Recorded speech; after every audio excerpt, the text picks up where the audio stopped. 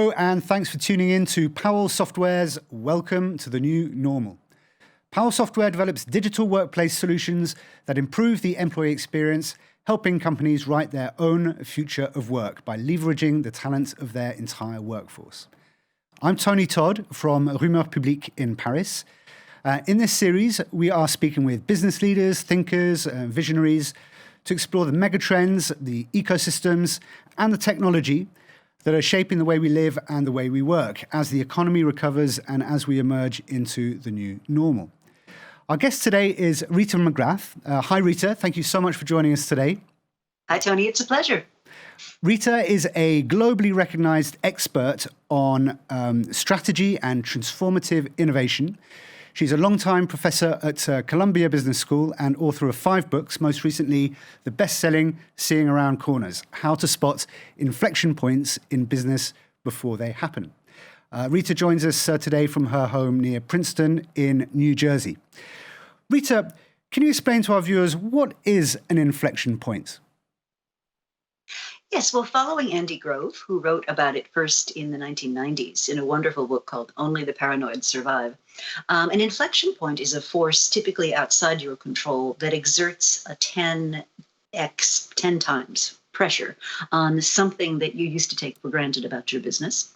And what it does is it causes your old assumptions to be less valid, and it causes you to have to really question the new assumptions that are forming. What have you seen happen in the last 12 months? Because obviously the COVID crisis has had a massive transformational effect on the way we live and the way we work.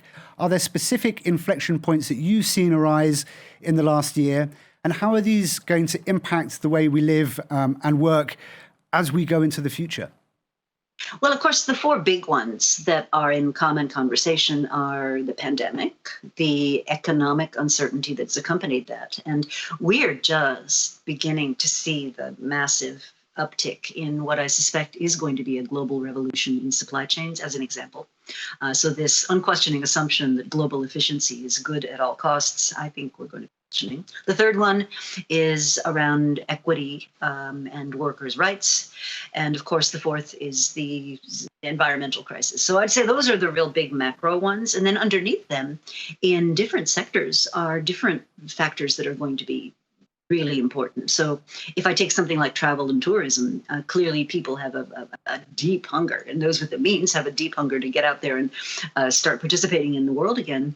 But at the same time, when they do get out there, they're going to find that things have really changed. In business travel, in contrast, I'm seeing an awful lot of people saying, why did I think it made sense to fly to Singapore for a 2-hour meeting? So I think what we've learned is a lot of what we used to take for granted as having to happen in person is now very successfully being accomplished in a virtual setting. You say in your book, well, your book is titled How to Spot Inflection Points in Business Before They Happen. What have been the major historical inflection points that people have failed to see or failed to take notice of before they happen? I'm thinking throughout the 20th century, there must be some significant inflection points.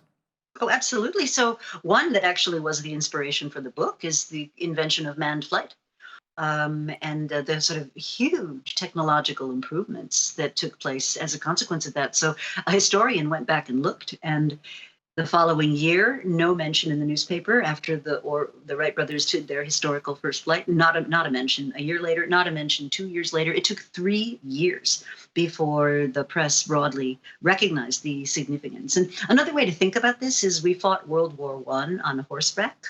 By World War II, we were using nuclear weapons. So the past century and the current one we're in have been just momentous in terms of technological inflection points. And probably the one that's touching people the most today is the digital one. You say that value is migrating to interactions, that it's the data now that's creating value in our economies. What do you mean by that? Can you give us an example to illustrate that? Sure. So, we used to say, okay, I bought a product or a service for the functionality it provided.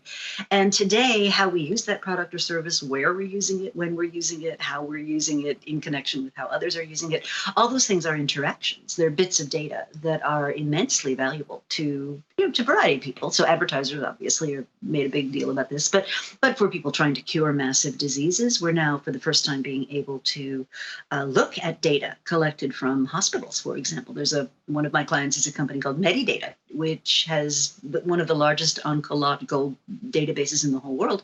And it was created because their founder was super frustrated. He had a research job in a lab, and for him to get basic information, he was studying prostate cancer in men, and for him to get even basic information about what were the co-indicators that somebody might have dangerous prostate cancer, he had to go through paper files in hundreds and hundreds of doctors' offices. And the whole business got started because he said, there's got to be a better way to do this.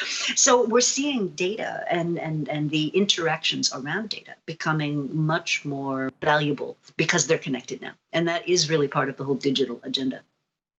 Do you think that was foreseeable? I mean, back in the 1970s, where the first computers were being built, to the 90s when the World Wide Web came online for the first time, do you think that inflection point towards the change in value and the importance of data, do you think that was foreseeable, or did that take everyone by surprise? Oh, I think it was foreseeable. People were predicting that this was going to be a huge deal. I mean, don't forget that the internet was created by the military, who, or DARPA, but basically the defense, agency, who recognized that being able to seamlessly share information in real time had enormous valuable potential. So they clearly saw it right from the beginning, which is why they built the thing. When I think about ordinary people in digital, though, what you see is this evolution. So digital, for most of us, got started in advertising and marketing. So, back in the day, you spent $250,000, you put up a web page, which was considered to be, the state of the art. You had these very annoying flashes, advertising flashes that came across the screen. Portals like Yahoo were the top of the game. And CEOs and senior leaders kind of went, yeah, marketing, fine, right? But let me get on with my job. Then what you started to have was digital becoming part of products and services. So an example would be you want to buy a hammer, let's say, and you go to Amazon or some other e-commerce site and you look up the hammer, but you also get all the user comments, right? So now the users are saying, oh, don't buy this hammer. I left it out in the sun and the sun melted its handle.